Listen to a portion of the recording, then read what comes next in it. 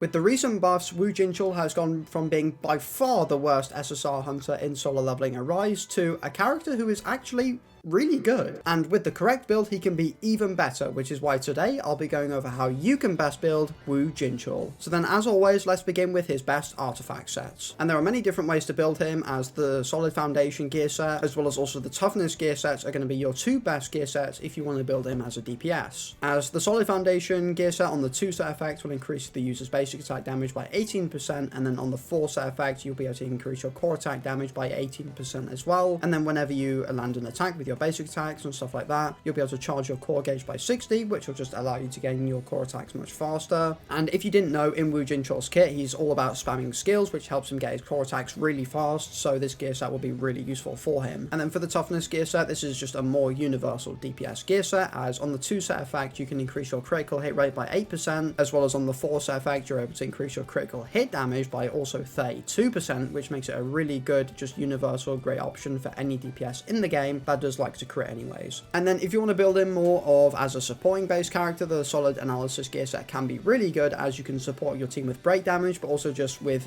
Woo Jinchul's own damage, as the 2 set effect will be able to increase the damage that you deal to enemies in the break state by 15%, which is also good. And then the 4 set effect is where this gear set does really shine, as you can increase your break effectiveness by 30% when attacking enemies that have the elemental weakness to you. And then for accessory sets, there's quite a few options you can actually use with him, with the executioner gear set being the best option for him if you want to run him as a DPS, as basically when on the 4 set effect, whenever an enemy's HP is at 70% or less, you can get a 20% damage increase. Or if you want to go for something a bit different, you could also go for concentration of firepower, as obviously with Jinchul being a skill spammer, you're going to want to be able to press as many skills as possible to do as much damage, and this gear set is perfect for that, as pretty much on the 4 set effects, you can increase the damage of basic skills that you use by 18%, as well as this gear set also gives you the ability to reduce the cooldown of all of your basic skills by 18% as well, which is a really big increase. And then finally, if you want to run him as more of a support again, then the outstanding connection gear set will be the best one for him. However, it does mean you have to run him with an attack scaling DPS as well, so it is a little bit niche in that way. So then moving on to all of his best main stats, and starting off with his artifact sets. And for the helmet of your artifacts, you're going to want either additional defense or defense percent, as he is a defense scaler. And then the body armor will also always give you additional defense, as well as the gloves always giving you additional attack. And then for the boots, you have 3 different options, being critical hit damage, defense percent, as well as also defense penetration, as he does have a bit of defense penetration involved in his kit, especially when you do have, I believe, 3 dupes of him. So you could use defense penetration if you would like to, however, I'd probably still recommend critical hit damage, especially if you're using the toughness gear set, and then defense percent if you're using either the toughness gear set or solid foundation gear set, or just pretty much any gear set with him. The defense percent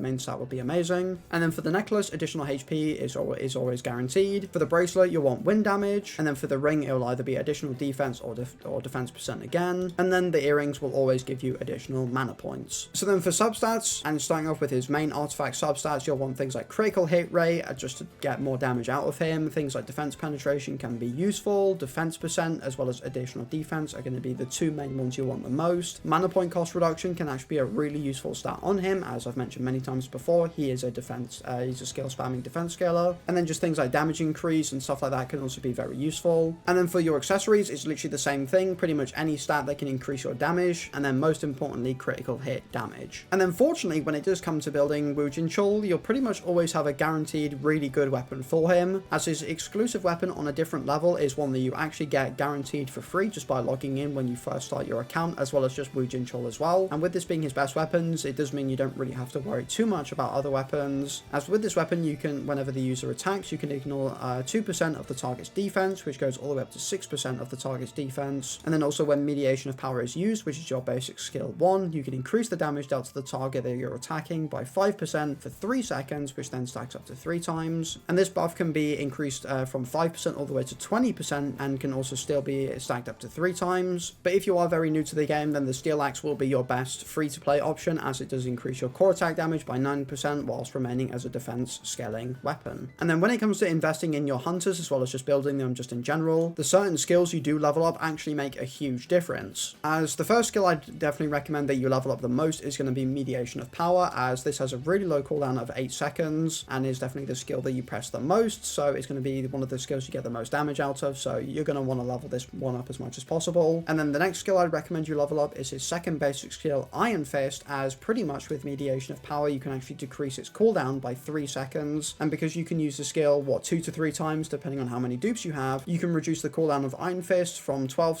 seconds all the way down to 3 seconds if you do have the first dupe of Jinchul. Then I'd recommend his core attack, which is Suppress, as obviously because he spams a lot of skills, and if you're running the Solid Foundation gear set as well, you can utilize his core attack really well. And the same goes for his basic attacks as well. If you're using Solid Foundation as well, you can again get a ton of damage increases through that gear set, so you'll probably want to use your basic attacks a lot, which for me makes it definitely a must level up skill. And then his ultimate Serious Punch is another one that I'd recommend you level up, as it does have a really big multiplier of 3028%, which goes all the way up to around 4500. And then finally his QT skill is really the only other thing that you'd want to level up, as it's the thing you'll use the most out of his support or QT skill. As for me, his support skill just isn't very good, as it just increases the amount of dashes that you can have, and that's pretty much it, so not very useful. Whereas his QT skill will actually be used, so you might as well level it up a little bit, but it will definitely be one of the last things I'd recommend you level up. And then moving on, we have all of his best teams and also just synergies in general, and unfortunately Jinchul doesn't really have too many characters that work really well with him, as the two best characters that I recommend that you use to support him are going to be Woo Jinchul as well as also Min Byung-gu, to nobody's surprise. As the reason why Jinho is actually good is because with his basic skill Trust Me, you can actually increase your whole party's defense by 20%, and with Jinchul being a defense scaler, you can then just basically increase his damage as well. And the same goes for his ultimate as well, being able to apply a 40% defense increase. And then as always, Min Byung-gu needs no introduction, as he is literally the best supporting character in the game thanks to his punishment debuff, as well as also his buffs through Heavenly Blessing and his critical hit damage increase that he applies through his ultimate. And not to mention he does also heal as well, which is kind of cool. And then finally, a character that actually supports Woo Jinchul pretty well is actually also going to be Lee Juhee, as this only really works if you do have Juhee's third dupe, as pretty much whenever she uses Healing Circle, you can recover 400 of your whole team's mana, which does make her a really good support for him, as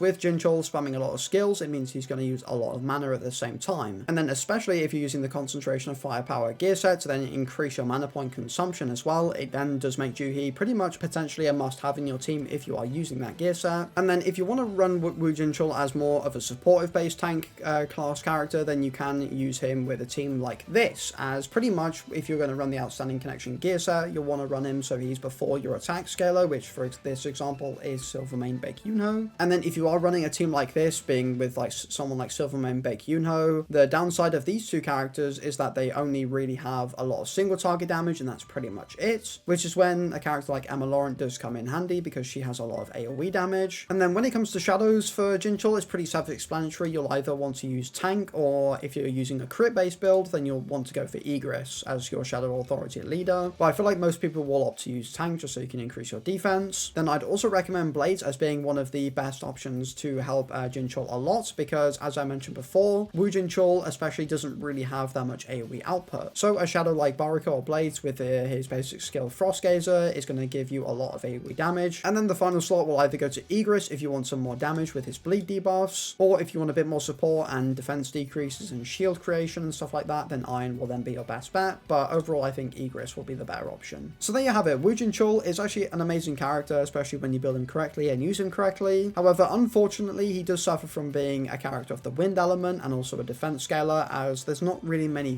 things like gear sets and characters that do support that style of character a lot yet. So hopefully in the future we do get some more hunters that do support characters like Woo Jinchul, as he does kind of need it, because there's not really a lot of creative freedom with what you can do with his teams anyways, or at least in my opinion. But anyways, thank you so much for watching today's video. If you enjoyed it or you found it useful, then don't forget to like and subscribe, as it helps a ton, and click the link down below to support me as a creator for the game, and I'll see you in the next video. Peace.